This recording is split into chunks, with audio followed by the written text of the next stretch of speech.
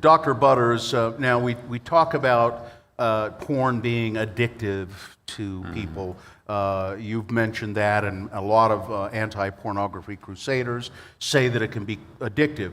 And then we have scientists who say, well, there's just no really solid evidence about that.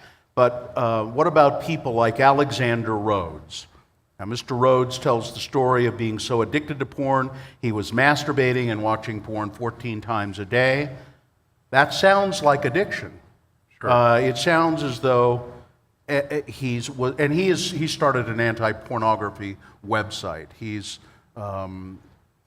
actually become quite prominent in the anti-pornography field because he said, I started watching porn when I was a little kid at about 11, and I just couldn't stop doing it. I couldn't prevent I have myself. a personal acquaintance in Utah who's been fired from 2 jobs. This is a married man with children, fired from 2 jobs in the last year because he can't stop looking at porn at work. Yeah. 2 jobs. So this sounds like addiction. Well, and I think you mentioned researchers from UCLA. Nicole Prouse and her colleagues have studied she's a neuroscientist, and they've studied whether or not pornography qualifies as an addiction, just like heroin or there's other things.